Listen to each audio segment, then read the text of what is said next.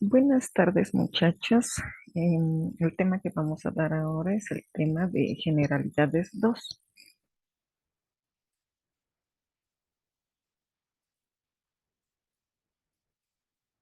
en el cual vamos a hablar un poquito sobre lo que es la epidemiología y cómo esta ciencia nos ayuda a comprender mejor las parasitosis, las enfermedades producidas por parásitos y su importancia para el control y la prevención de las parasitosis.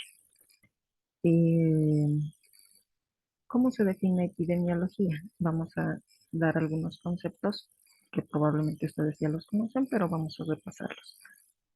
La epidemiología eh, la podemos definir en base a la etimología de esta palabra, el origen de esta palabra, epi, que significa encima, demos, pueblo, y logos, estudio.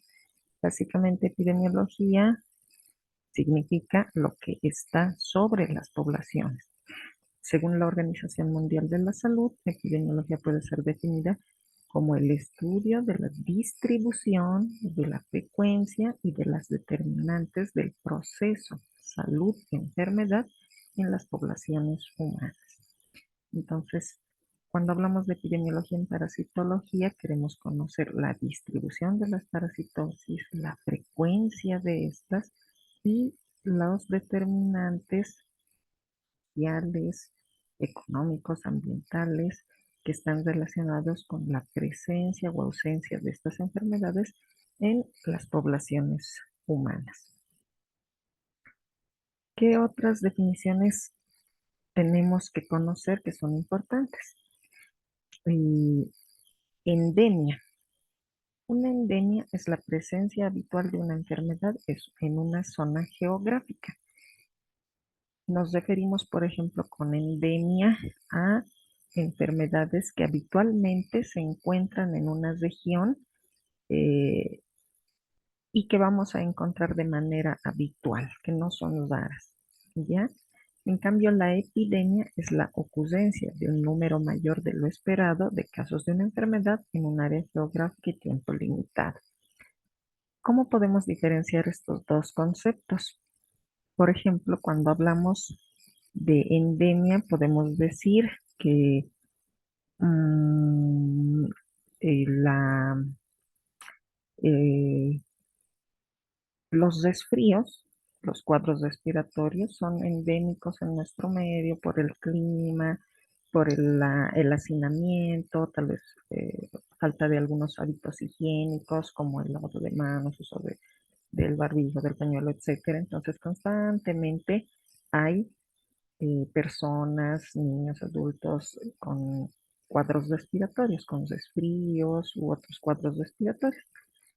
En cambio, cuando hablamos de epidemia, nos dice que hay ocurrencia de un número mayor de casos de una enfermedad, mayor de lo esperado, y esto generalmente se produce en el invierno. Si recuerdan cuando estaban en el colegio, generalmente en invierno por el hacinamiento, porque tenemos las ventanas cerradas y todos estamos juntos, empiezan a aumentar la cantidad de casos hasta un número que no se espera.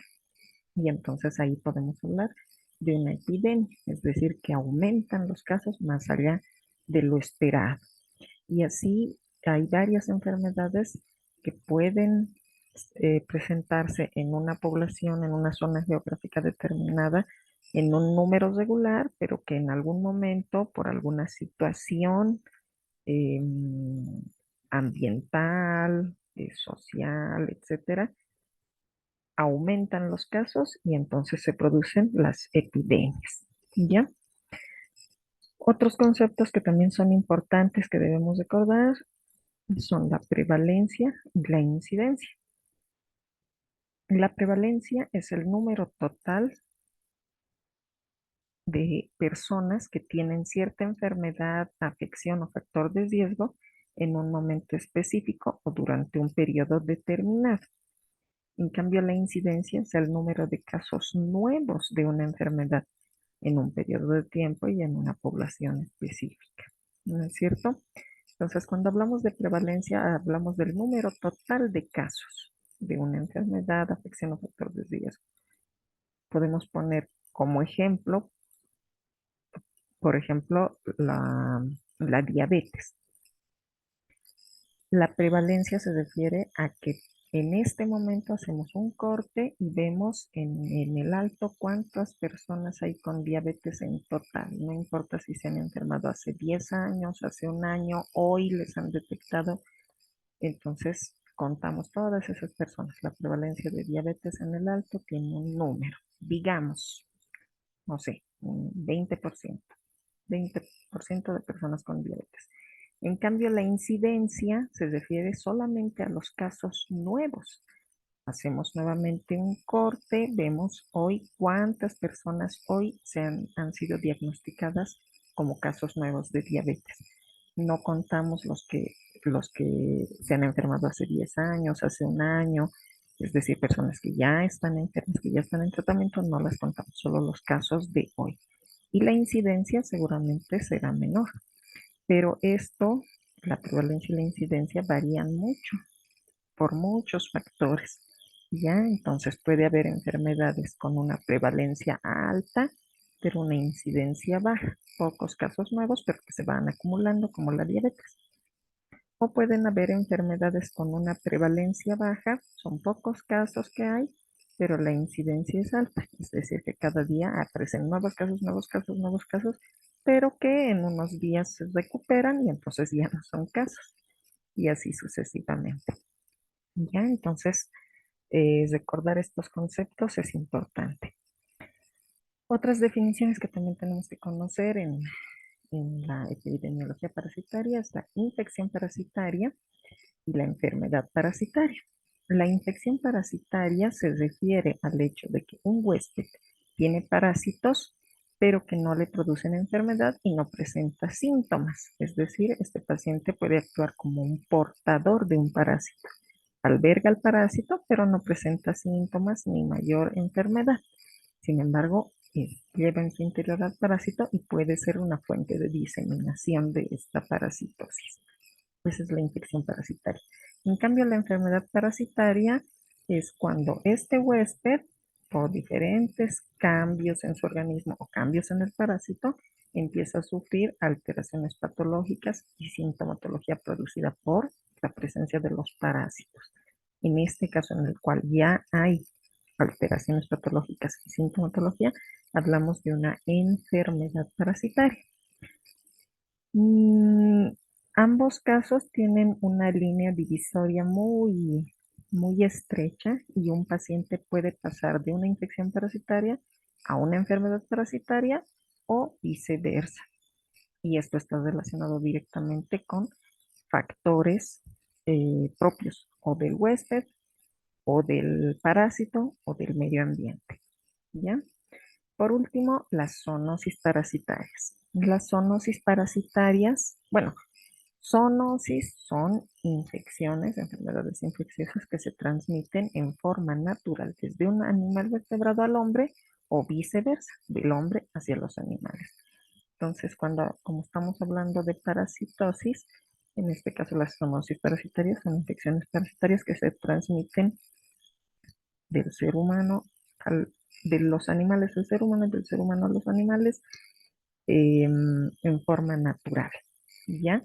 Y en el medio ambiente sin otra intervención. Y estos casos son muy importantes porque nos debemos entender cómo se producen las enfermedades para poder tomar las medidas correctas de prevención. ¿Ya? Hay enfermedades que solo afectan a los animales y hay otras enfermedades que solo afectan al ser humano, pero hay otras enfermedades que indistintamente pasan del humano a los animales y de los animales al humano. Por ejemplo, entre las parasitosis podemos mencionar a una parasitosis que es muy prevalente en nuestro medio, en especial en el sector del lago, que es la fasciolosis, que se ha descrito en nuestro medio, que es una de las pocas regiones en donde esta parasitosis, la fasciolosis, se transmite de los animales del ganado ovino al ser humano y del ser humano también puede ser transmitido al ganado ovino, pero hay otras regiones del mundo donde es básicamente una parasitosis propia de los animales. Entonces, ahí tenemos que considerar y tenemos que investigar cuáles son los factores que están permitiendo que la fasciolosis en nuestro medio se vuelva una zoonosis que se transmita naturalmente entre animales, entre los animales y el hombre. Nuevamente volvemos a los factores del parásito, factores del medio ambiente y factores del huésped que pueden determinar estos aspectos. En cambio, hay otras parasitosis que no se transmiten de esa forma, que simplemente pueden pasar del animal al ser humano y ya el ser humano se infecta y no puede, y no retorna la enfermedad, no puede el humano contagiar a los animales, simplemente queda en el ser humano. Entonces, estas no serían zoonosis porque no se van a transmitir en un ciclo constante entre el ser humano y los animales, ¿no es cierto? Entonces, a medida que vayamos avanzando las diferentes parasitosis que vamos a ir conociendo, vamos a ver que algunas son zoonosis, algunas producen infección, otras enfermedad, otras tienen alta incidencia, baja prevalencia, etcétera, por lo cual todos estos conceptos son importantes y deben ser comprendidos y conocidos. Bueno, vámonos a qué factores epidemiológicos existen para que las parasitosis se mantengan en nuestro medio.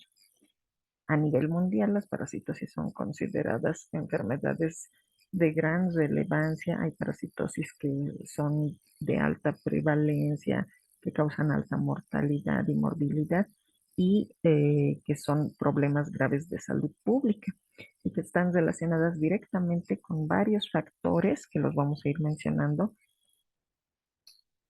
ahora. Uno de los factores más importantes para las parasitosis intestinales en especial es la contaminación fecal del medio ambiente o fecalismo, ¿ya?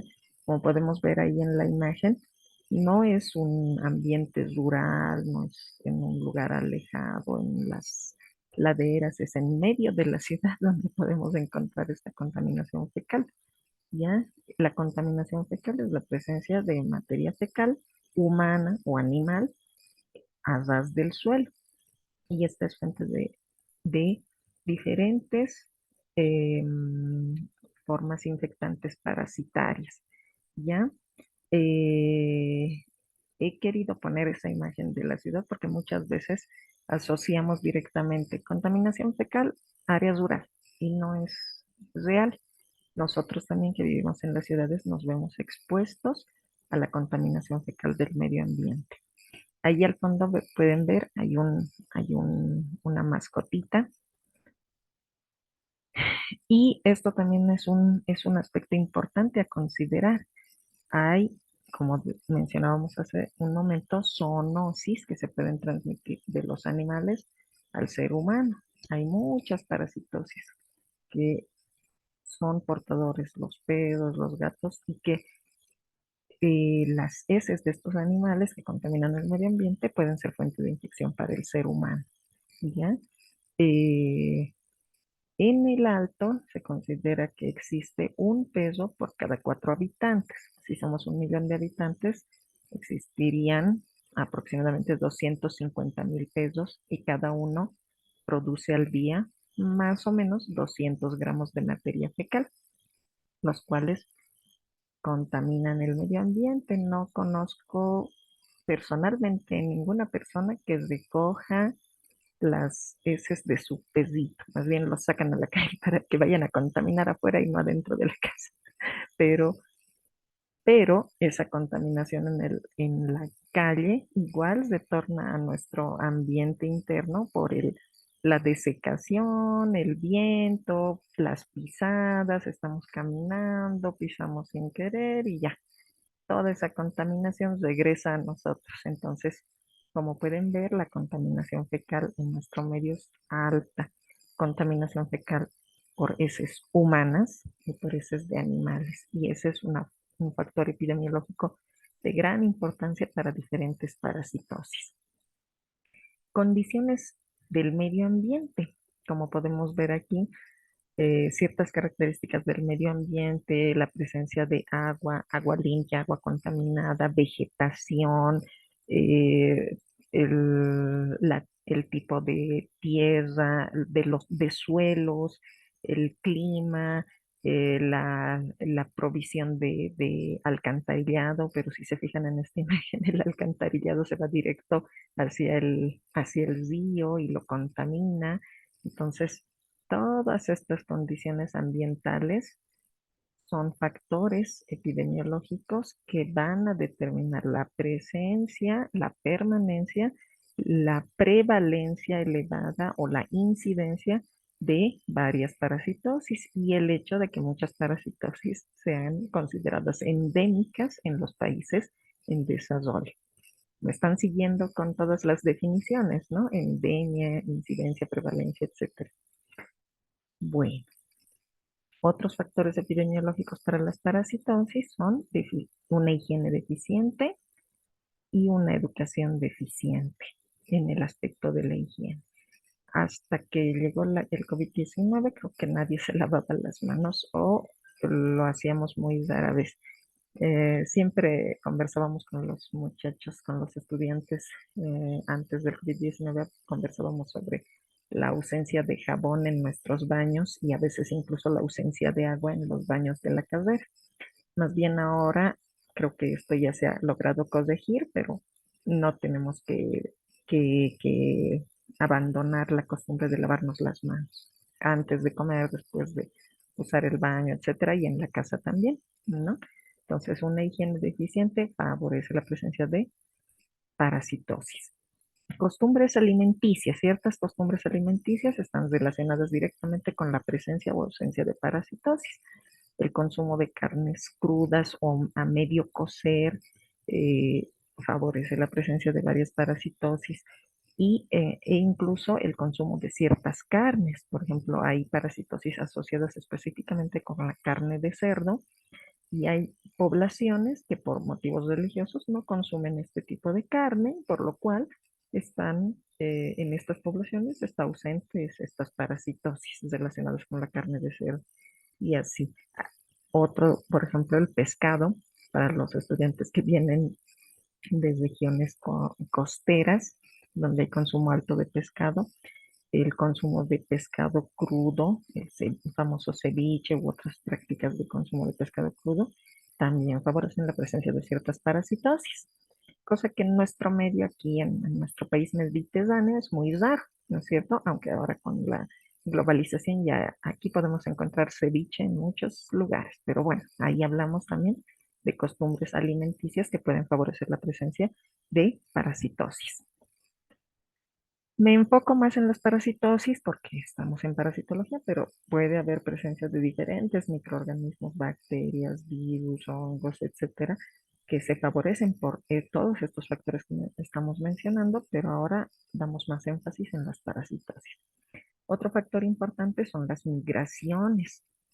Entonces vemos cómo parasitosis que son frecuentes en países en desarrollo, como el nuestro, países latinoamericanos, africanos, asiáticos, eh, que están en desarrollo, personas que viven en estas regiones y migran a otros países desarrollados donde no hay, donde ya no hay estas enfermedades, eh, en estos países empiezan a manifestar estas enfermedades y a veces el diagnóstico es difícil y pueden ser fuente de infección para otras personas, porque como dijimos muchas veces actúan como portadores sanos, es decir, llevan la infección parasitaria, no manifiestan síntomas hasta que llegan a otra región, a otro país donde no hay esa parasitosis, recién desarrollan la enfermedad parasitaria y son fuente de infección para sus vecinos, sus nuevos vecinos. Entonces, las migraciones también favorecen la distribución, la presencia de parasitosis en diferentes regiones.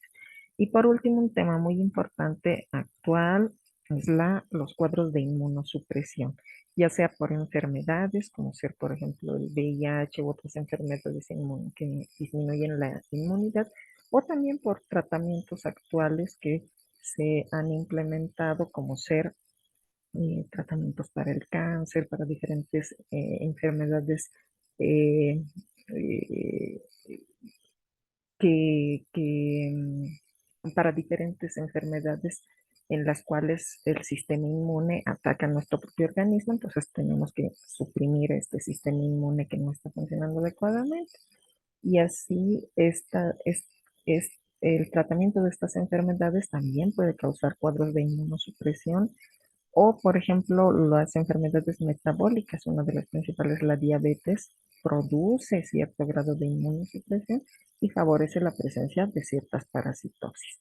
Entonces, como saben, la diabetes es la epidemia del siglo XXI, entonces estamos viendo más cuadros de ciertas enfermedades parasitarias debido a cuadros de inmunosupresión. Entonces, todos estos factores que hemos mencionado son factores epidemiológicos que van a favorecer la presencia de diferentes parasitosis, la presencia, la permanencia, el aumento de casos de diferentes parasitosis y que debemos considerar al momento de implementar medidas de prevención y de control. ¿Cómo se distribuyen geográficamente las parasitosis? La distribución geográfica de las parasitosis está relacionada de la misma forma con varios factores. Ya hay parasitosis que son cosmopolitas. ¿Qué significa cosmopolita? Que están distribuidas en todos lados.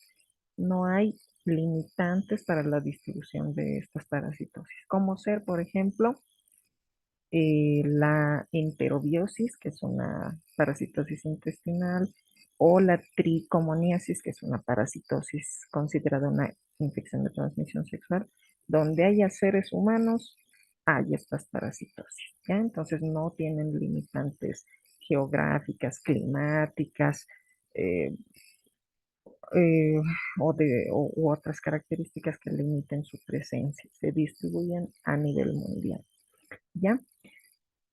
Pero hay otras parasitosis que se ven limitadas su distribución por la presencia de vectores o huéspedes intermediarios específicos para esas parasitosis, y que si no hay en una región geográfica ese vector o ese huésped, no pueden desarrollar su ciclo estos parásitos.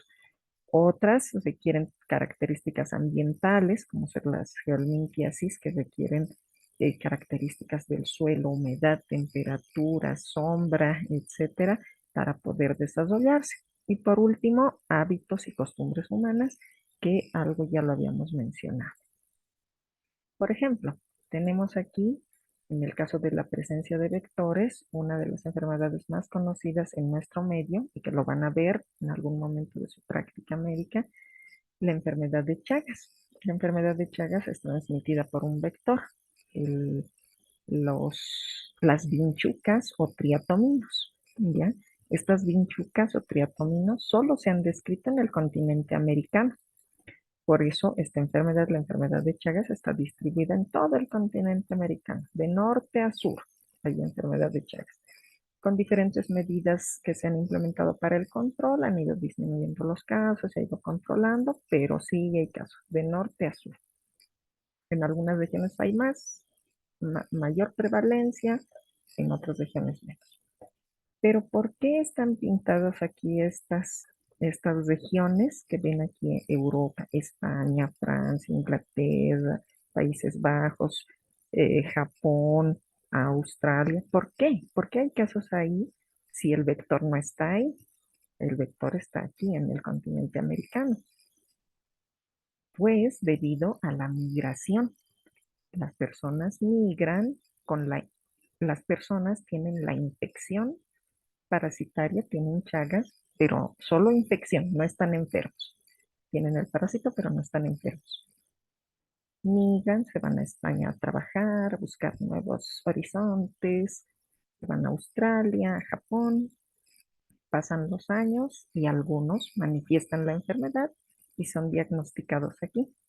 Un paciente, otro paciente, y van a ver cuando veamos el tema, el capítulo de Chagas, vamos a revisar algunos de artículos científicos. Muchos casos detectados de enfermedad de Chagas en Europa son personas bolivianas, bolivianas, peruanas, ecuatorianas, argentinas, que se han diagnosticado aquí. No son europeos, son latinoamericanos, mexicanos, que han viajado a estos lugares, se han establecido ahí y ahí han sido diagnosticados con Chagas. Entonces, como ven, la migración es un factor importante, ¿ya? Pero la presencia del vector limitaba la enfermedad al continente americano, pero con la migración ya se han determinado la presencia de más casos, pero no por la picadura del vector, sino simplemente porque la persona manifiesta la enfermedad cuando ya está en estas regiones viviendo. Características ambientales mencionadas. Por ejemplo, este es un cuadrito, aunque se ve un poquito borroso, de la presencia de las uncinarias o hookworms, gusano, el gusano, ay, se me ha ido la palabra. Las uncinarias se distribuyen ampliamente en todos los países que están en la línea del Ecuador, donde hay una temperatura adecuada, una temperatura elevada, regiones tropicales, humedad, sombra, un suelo adecuado y contaminación fecal del medio ambiente. Entonces, todo esto favorece la distribución, la prevalencia de las uncinarias y de todas las geohelminthiasis en estos países que se encuentran cerca de la línea del Ecuador, en países tropicales, en regiones tropicales, ¿ya? Entonces, como ven, estas características ambientales favorecen la presencia de este parásito. Pero también, junto con estas características ambientales, están las prácticas de contaminación fecal del medio ambiente. Entonces, como ven ahí, son varios aspectos eh, que se deben tomar en cuenta para la presencia de las parasitosis, para la distribución de las parasitosis. Por último, hábitos y costumbres humanas. Otro caso tenemos aquí la hidatidosis. Como podemos ver aquí, los países que están en rosadito son altamente endémicos, es decir, que hay casos constantemente en gran cantidad. Los países que están en un color crema son endémicos, hay casos, se detectan casos constantemente. En cambio, los países que están en un tono verdoso se presentan casos esporádicos, rara vez se detectan casos. Entonces, como pueden ver, hay países aquí, Chile, Argentina, Uruguay, Paraguay, regiones de África, regiones de Europa, parte del continente asiático, Euroasia, ¿no es cierto?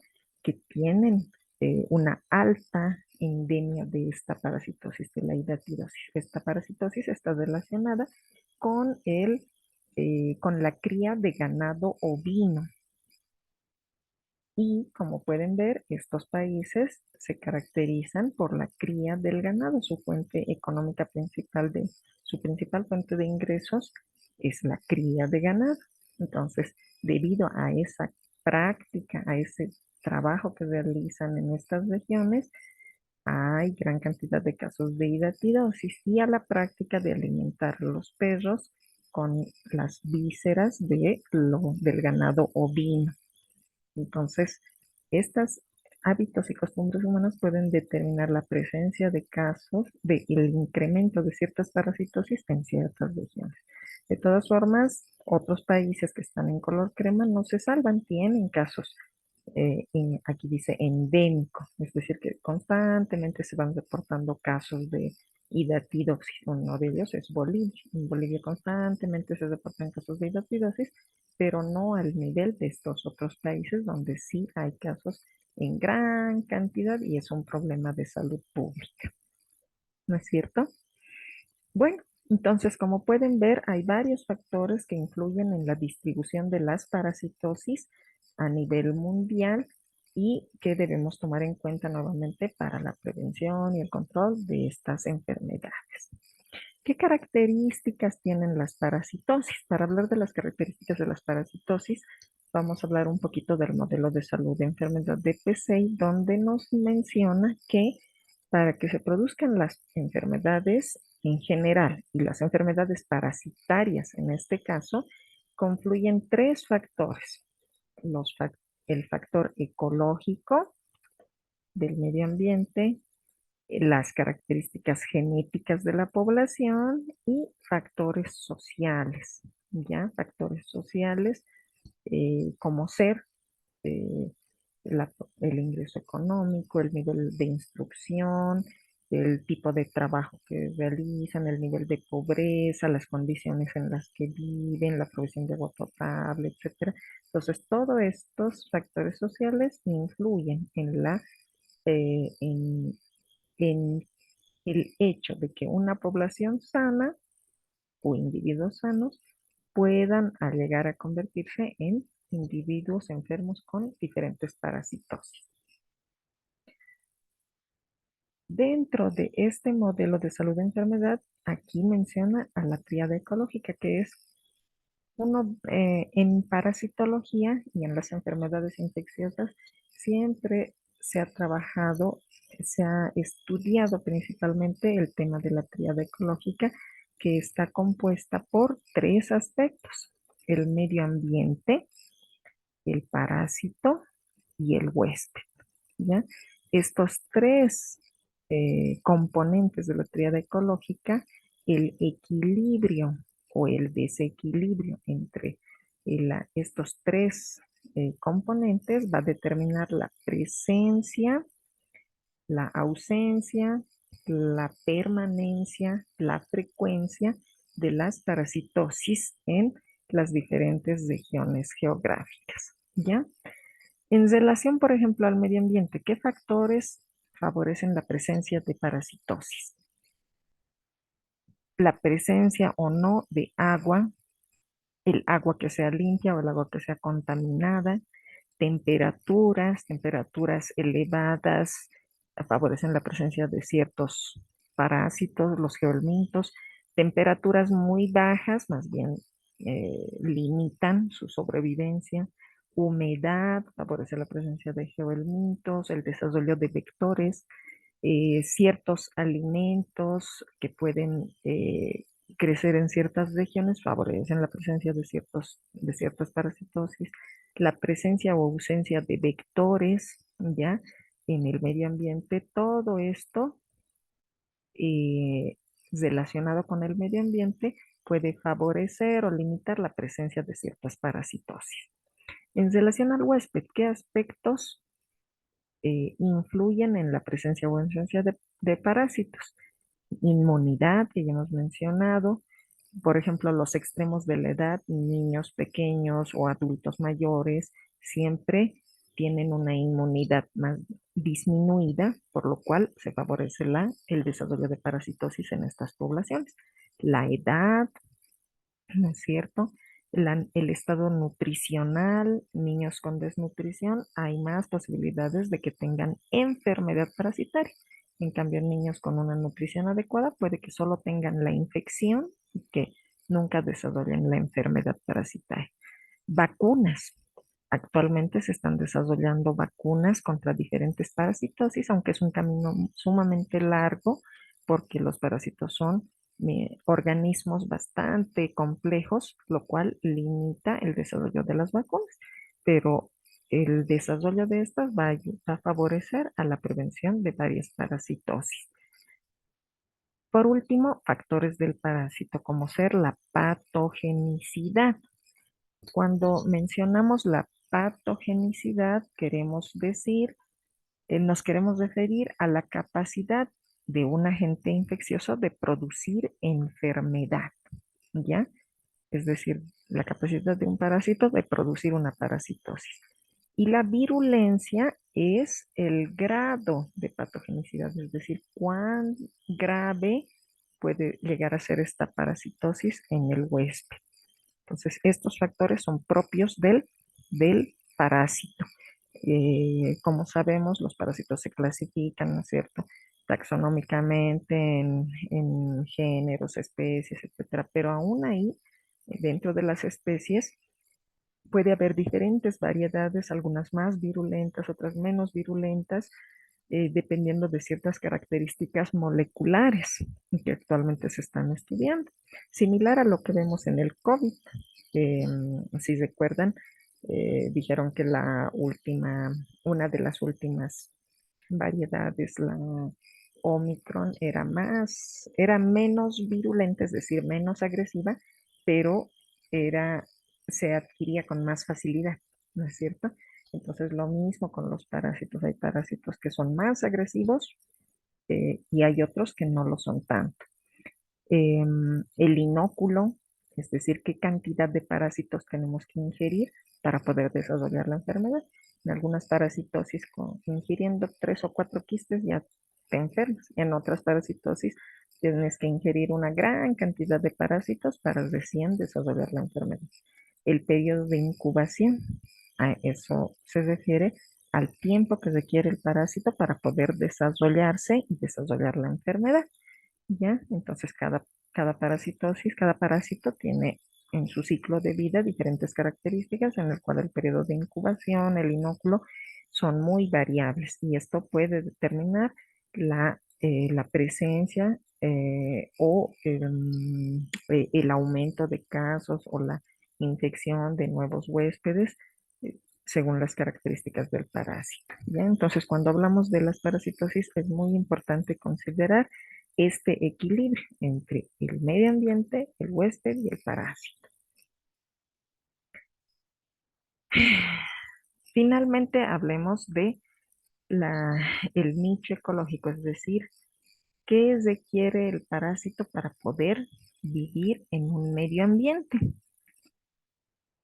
Para esto vamos a definir algunos términos como ser la ecología, que es una ciencia que es parte de la biología que estudia las relaciones de los seres vivos entre sí y con el medio en el que viven. En la parasitología, la ecología es de gran importancia.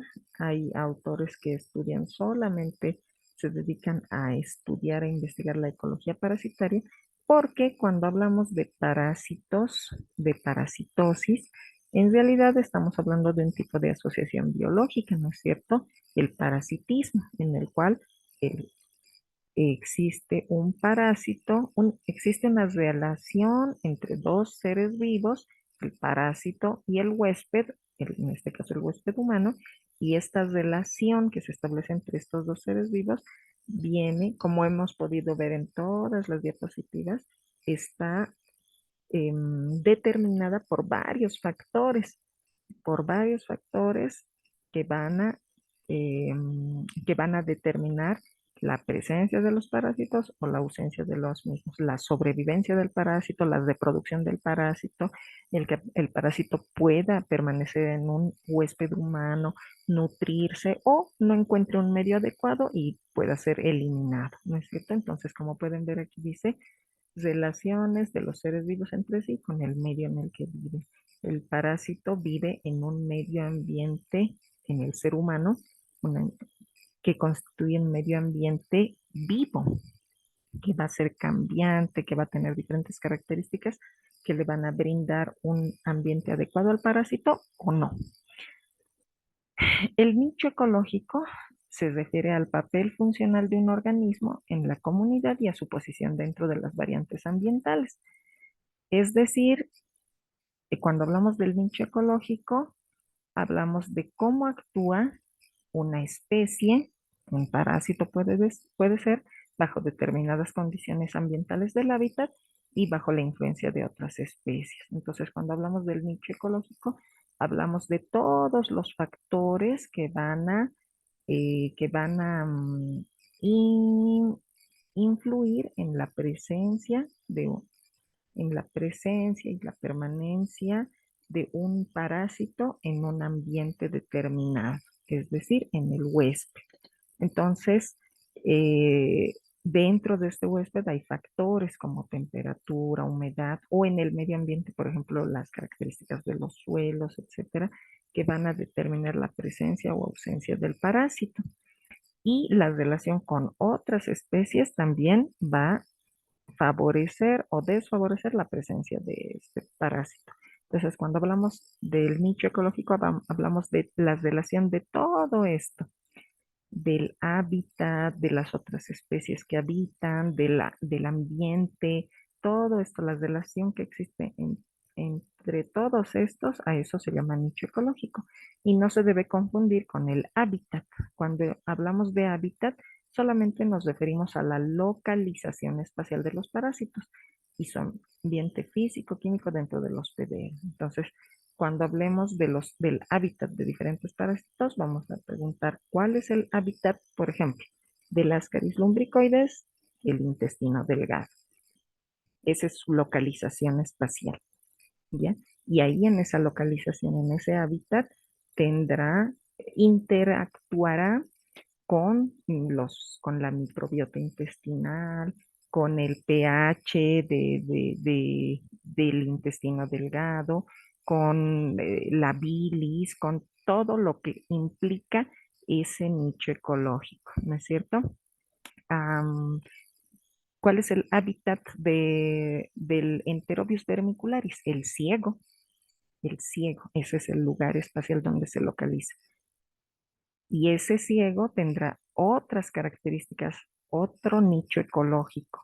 Con, ya no hablaremos de la misma microbiota que el intestino delgado, que el duodeno y el uno, ¿no es cierto? El pH será diferente, las células serán diferentes, la, la cantidad de agua, la temperatura, el pH, todo será diferente. Entonces, todas estas características diferentes conformarán el nicho ecológico en donde se desarrollará el Enterobius vermicularis y su localización será el cielo. Y así sucesivamente, cada parásito tiene diferente hábitat y debe poder adaptarse a ese medio con todas las características que le brinda ese hábitat. Entonces, dentro del nicho ecológico entenderán que hay varios factores que debemos tomar en cuenta para la presencia y la permanencia de los parásitos. Cuando hablamos del nicho ecológico interno, estamos hablando de esas características al interior del huésped humano, ¿no es cierto? El nicho ecológico interno tiene factores bióticos, factores con vida y factores abióticos, factores que son no vivos, no tienen vida, ¿ya? Pueden ser factores físicos, químicos, etcétera. Dentro de los factores bióticos del nicho ecológico interno tenemos uno de los principales, la microbiota, ¿no es cierto?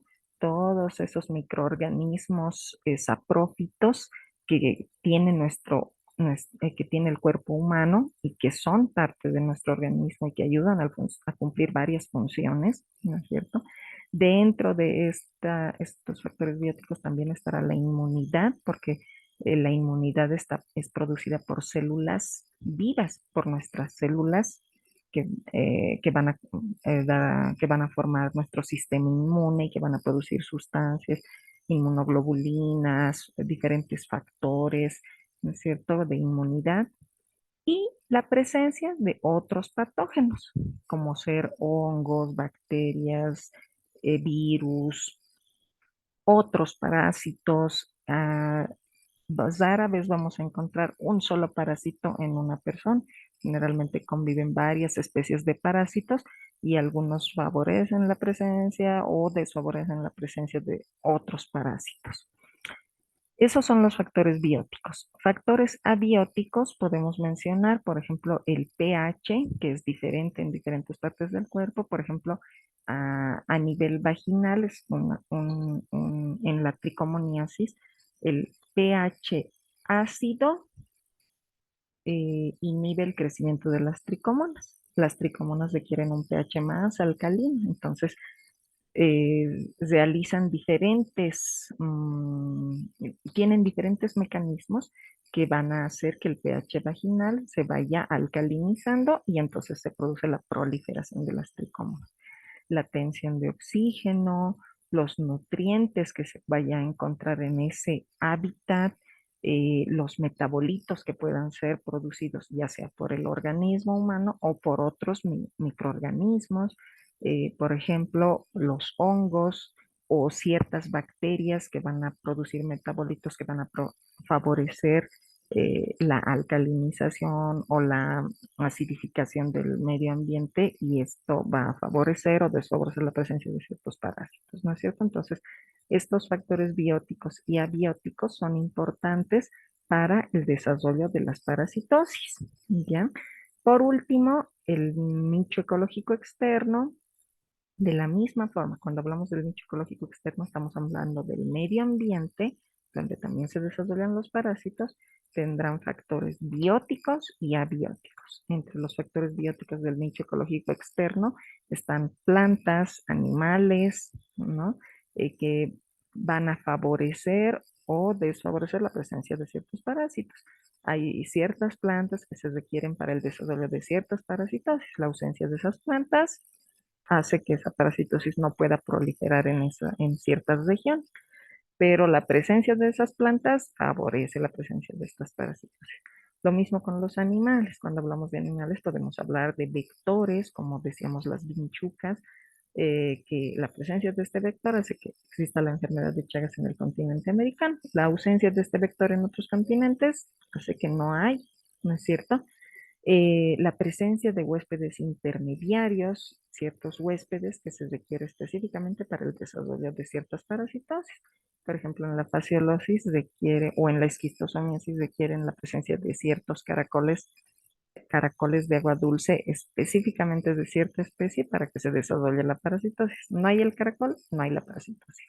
Entonces, como pueden ver, la presencia o ausencia de ciertos animales, ciertas plantas, también influye en la presencia o ausencia de parasitosis. Y factores abióticos dentro del nicho ecológico externo, estos factores abióticos, factores que no tienen vida, pueden ser naturales o artificiales.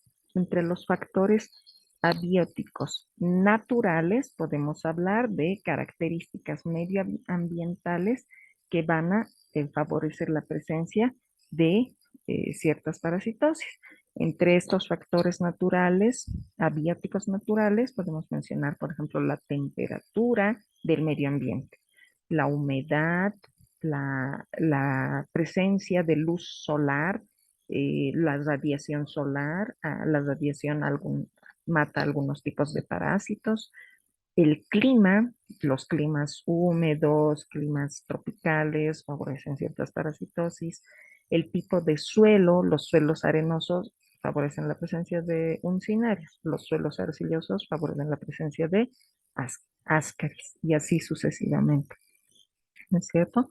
Pero hay otros factores abióticos artificiales que son creados por el ser humano, como ser, por ejemplo, la presencia de viviendas, la presencia de sembradíos, la presencia de carreteras, mm, eh, la presencia de colecciones de agua que pueden ser artificiales, creadas artificialmente con algún propósito para el ser humano, que pueden ser fuente de proliferación de ciertas especies. Eh, por ejemplo, el tema ahora del dengue, que es transmitido por un vector, por un mosquito. ¿Y por qué está en esta época han aumentado los casos de dengue en toda la región oriental? Porque, uno, las lluvias. Dos, el ser humano interviniendo con diferentes objetos que coleccionan agua donde se van a reproducir los mosquitos, los vectores del dengue, ¿no es cierto? Y estos factores hacen que en esta época de repente empiezan a proliferar los mosquitos y aumenten los casos de dengue. Entonces, como pueden ver, estos factores abióticos artificiales creados por el ser humano también favorecen la presencia de ciertas parasitosis. Y en el caso por ejemplo, de las parasitosis intestinales, la, eh, la construcción y el uso adecuado, por ejemplo, de las letrinas, y esto está completamente relacionado con el nivel de educación, de instrucción, el acceso a agua potable, a saneamiento ambiental, ¿no es cierto? Por ejemplo, siempre los otros años comentábamos con los estudiantes que, en, bueno, no he ido hace muchos años, pero me decían los estudiantes que en Coroico todavía no hay una instalación adecuada de alcantarillado, así de que las personas defecan al medio ambiente y fecalismo, contaminación fecal del medio ambiente. Entonces, todo esto, todos estos factores abióticos artificiales también influyen en la presencia o ausencia de las parasitosis. ¿Y para qué revisamos todo esto y repetimos que, que el fecalismo, que el medio ambiente, que el clima, que las prácticas de higiene, etcétera, etcétera?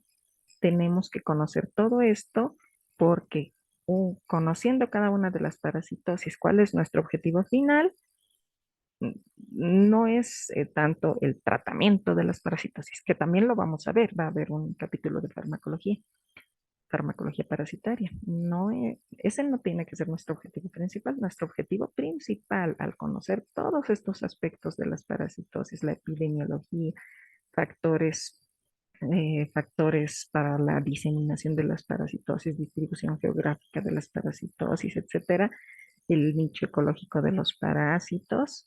Todo esto lo aprendemos para prevenir las parasitosis. Ese es nuestro objetivo, porque a diferencia de otras enfermedades, las parasitosis pueden ser prevenidas con medidas sencillas. Una de las principales es el lavado de manos, que previene la mayoría de las enteroparasitosis. ¿Ya? Entonces, el conocer las características ecológicas, las características de cada una de las parasitosis, va a permitir que podamos implementar buenas medidas de prevención para el control de las parasitosis. Entonces, concluyo con esto simplemente algunos conceptos para la prevención de las parasitosis, que son la profilaxis, que son maniobras destinadas a proteger al individuo de la aparición de una enfermedad o trastorno. ¿Ya? Como pueden ver, aquí hablamos del individuo. Generalmente cuando hablamos de profilaxis estamos hablando de medidas individuales que las pone en práctica el individuo. El lavado de manos, el evitar consumir carne cruda, el lavar las verduras, el uso del baño o de la letrina, individual, cada uno, ¿no es cierto? La prevención, de la misma forma, tiene el propósito de evitar la aparición de riesgos para la salud, pero en este caso ya estas medidas de prevención van dirigidas también al individuo, pero en base a las medidas que van a llegar a la familia y a la comunidad. Ahí ya no nos enfocamos solo en la persona, sino en la familia y la comunidad. Entonces, implica actuar para que un problema no aparezca o en su caso para disminuir sus efectos. Entonces, cuando hablamos de prevención, hablamos ya de medidas a nivel colectivo, como ser, por ejemplo, en una comunidad, dotar de agua potable para que las personas se laven las manos, ¿no es cierto? O instalar el alcantarillado para que las personas usen sus baños y no practiquen el fecalismo. Y así, medidas de prevención a nivel colectivo. Y por último, las medidas de control, que son el conjunto de medidas, acciones, programas u operaciones continuas y organizadas dirigidas a reducir la incidencia, es decir, los casos nuevos, y la prevalencia, es decir, que permanezcan los casos, así los pacientes enfermos, de una enfermedad a niveles lo suficientemente bajos como para que no sea considerado un problema de salud pública.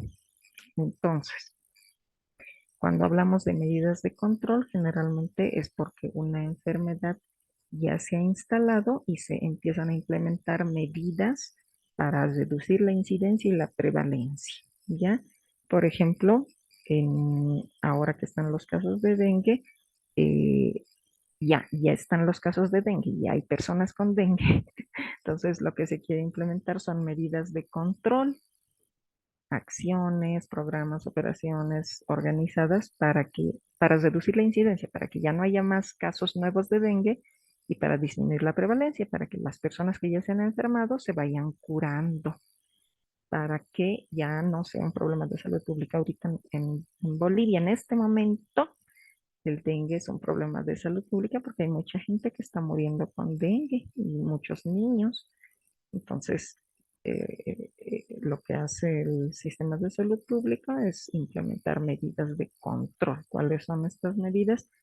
Poner hospitales de campaña, ¿no es cierto?, para que vayan las personas, se hagan el diagnóstico, empiece el tratamiento, están fumigando para controlar a los vectores, están haciendo medidas de limpieza en la población para eliminar los criaderos de mosquitos. Entonces ahí ya se están implementando medidas de control. Ya está instalada la enfermedad, lo que queremos es bajar la incidencia y la prevalencia.